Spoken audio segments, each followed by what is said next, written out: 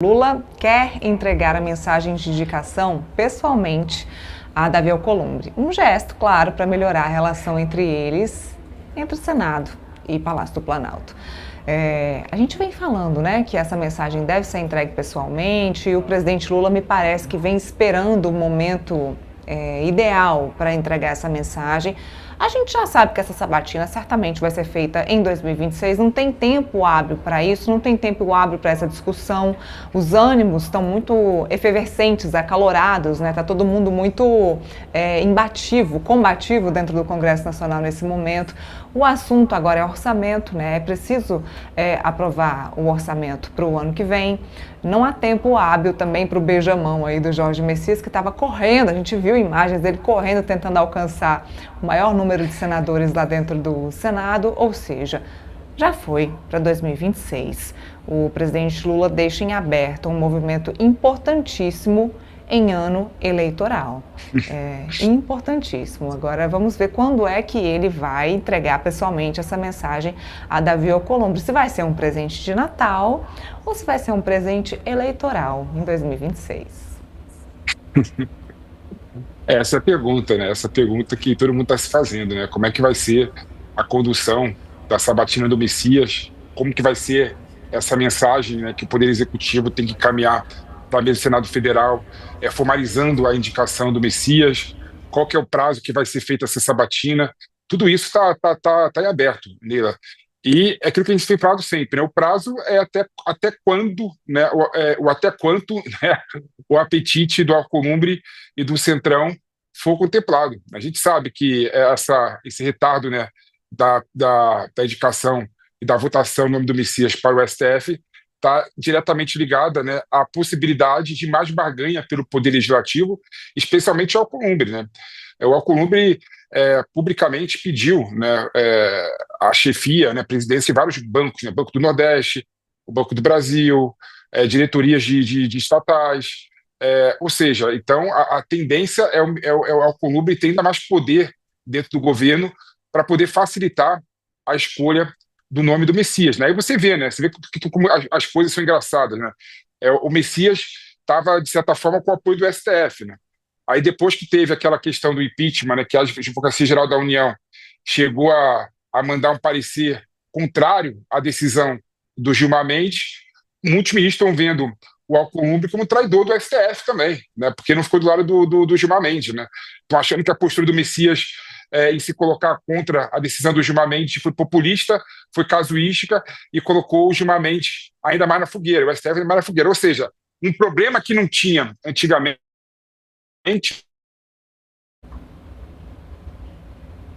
STF em relação à indicação do Messias por conta da postura dele. Então, o tempo maior para discutir e para negociar é bom, né? Mas pode ter várias arestas que começam a surgir, como tá surgindo essa relação ao STF.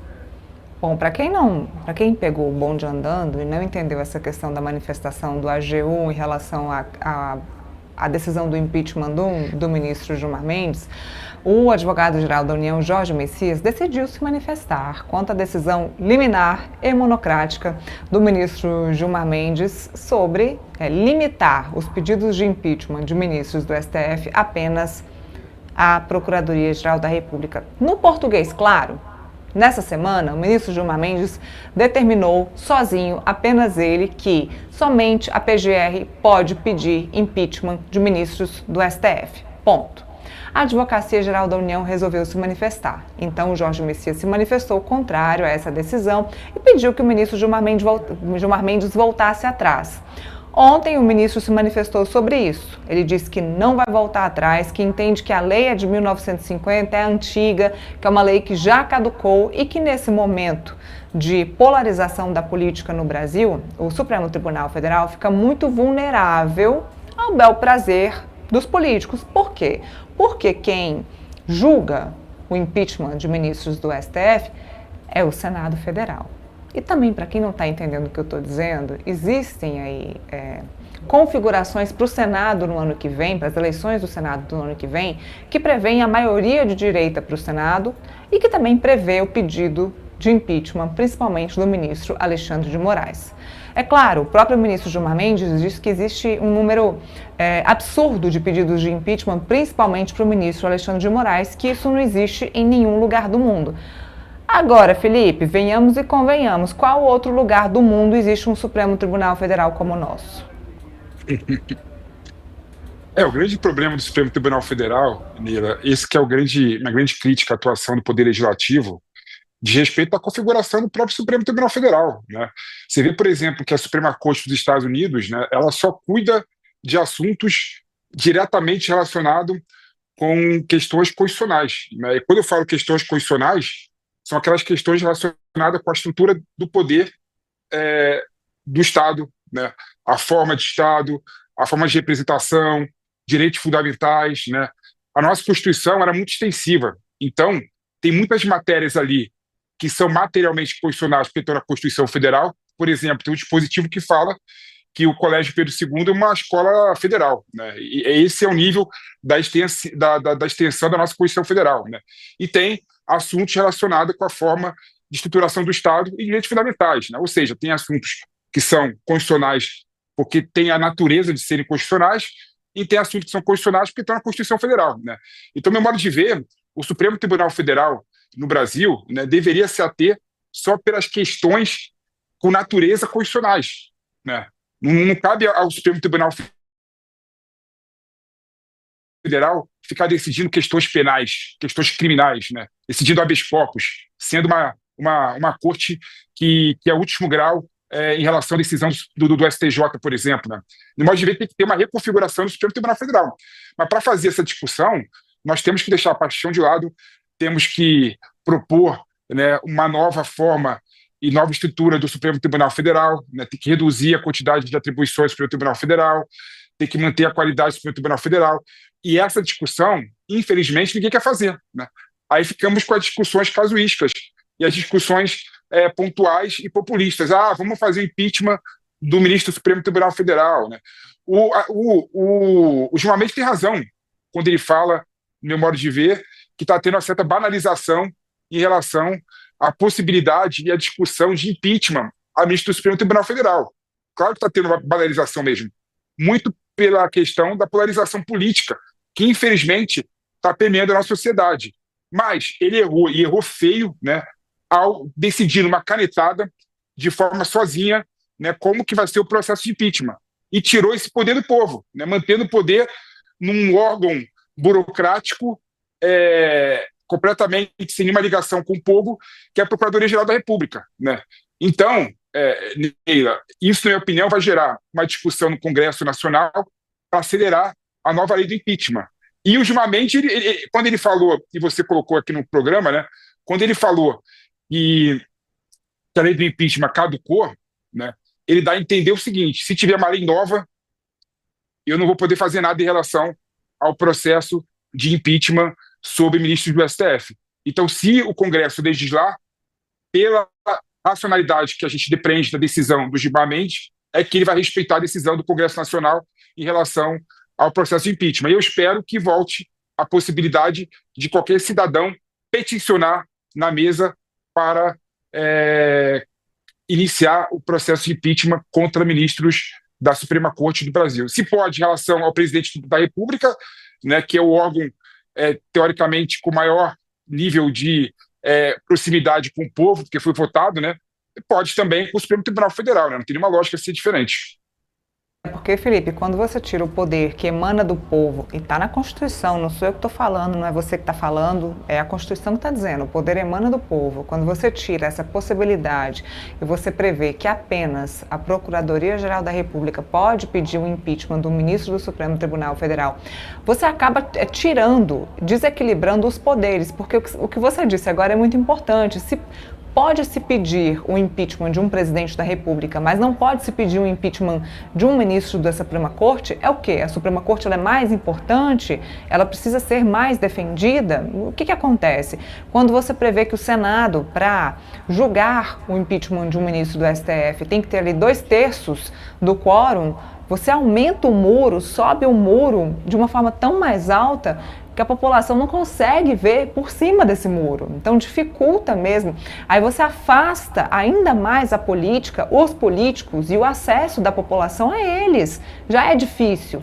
Né? A questão das emendas também tem a ver com isso. Se você tira as emendas, você também afasta a população da política. Então, afastar a população não é o caminho. Tirar o direito da democracia não é o caminho. Causou, sim, um rebuliço esse movimento do ministro Gilmar Mendes. A Câmara dos Deputados já aprovou a PEC que reduz os direitos dos ministros do STF, que reduz as decisões monocráticas. E o presidente da Câmara, o deputado Hugo Mota, falou sobre isso. A gente vai ouvir um trechinho. A decisão do Supremo Tribunal Federal acerca da mudança do rito, dessa questão do impeachment de ministros do Supremo, eu penso que ela é fruto muito da polarização política que hoje estamos vivendo. Você tem um certo movimento de posicionamento, principalmente ali no Senado, acerca da possibilidade de se realizar o impedimento de ministros da Suprema Corte. E tudo isso vem a calhar com aquilo que falei um pouco antes, que é entre a independência e a harmonia entre os poderes. Quando há essa interferência, é muito ruim. E a reação ontem à decisão do ministro Gilmar foi uma decisão ali onde o Senado se posicionou contrariamente àquilo que o ministro Gilmar colocou em sua decisão liminar acerca de uma ADI interposta sobre esse rito. Um evento que aconteceu em Brasília aqui ontem, do Portal J, o presidente da Câmara, o deputado Hugo Mota, falou então aí sobre essa decisão monocrática do ministro Gilmar Mendes. O presidente da casa, Felipe, foi até bem leve, sobre esse assunto, não pegou pesado. O senador Davi Alcolumbre pegou um pouco mais pesado, mas ambos estão aí num caminho um pouco leve, não bateram no ministro Gilmar Mendes sobre esse assunto. E só para deixar claro, apesar de ser uma decisão monocrática do ministro Gilmar Mendes, o assunto vai sim ser discutido muito em breve, agora no dia 12 de dezembro, em plenário virtual na Suprema Corte. O Hugo Mota está sendo republicano, está sendo sereno na sua colocação, não está indo para a pancada, E realmente eu acredito que a situação da melhoria da relação do Poder Legislativo com o Poder Judiciário vai se dar nesses termos, Claro que se você colocar gasolina no fogo, a tendência, obviamente, é o fogo ficar mais alto, Então ninguém quer que tenha esse tipo de situação, E de resultado, uma relação que está muito conturbada, desgastada, Porque o STF, o Supremo Tribunal Federal, tem poderes muito grandes e acaba legislando em alguns casos, acaba fazendo política em outros casos, mas isso só se resolve, Neila, se mudar, a forma de funcionamento e as atribuições do Supremo Tribunal Federal. E deveríamos ter essa discussão no Brasil, sim, Que Suprema Corte que a gente quer para o Brasil? Que Suprema Corte que a gente quer que defenda a Constituição, que defenda direitos fundamentais, Que tipo de ministros nós queremos para ser ministro da Suprema Corte do Brasil? Essa discussão é válida e está na hora de ter essa conversa, está na hora de ter essa discussão, esse debate, Porque da forma como está, não se resolve nada. Pelo contrário, o Poder Judiciário, ele, no STF, ele é muito grande, O Poder Legislativo tem medo do Supremo Tribunal Federal, porque o Supremo Tribunal Federal, em última análise, acaba julgando casos dos senadores e dos deputados federais. Então, como que eu vou contrariar os interesses do ministro da Suprema Corte, sabendo que meu caso vai chegar no Supremo Tribunal Federal e sabendo que eu vou ter a inimizade da Suprema Corte nesse caso, Então acaba fazendo jogo político ali, Às vezes no holofote falam mal, tem um discurso muito mais forte e muito mais rígido e muito mais afrontoso em relação ao Supremo Tribunal Federal, mas entre quatro paredes ficam abraçando, ficam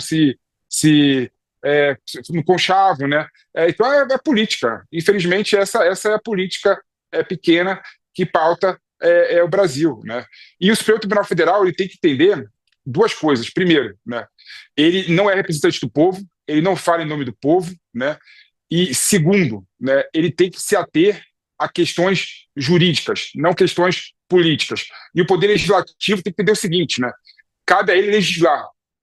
Mas, às vezes, a demora em fazer uma legislação, a demora em entrar em determinado tema, pode causar um dano na sociedade. Isso faz com que o Supremo Tribunal Federal tenha que entrar nesse assunto, né? Então, poder legislativo melhor faz o poder judiciário trabalhar melhor e não arvorar nas funções legislativas, né? E poder judiciário melhor, mais republicano, sem sombra de dúvida, faz o poder judiciário ser mais retido e menos expansivo, como a gente vive no mundo contemporâneo.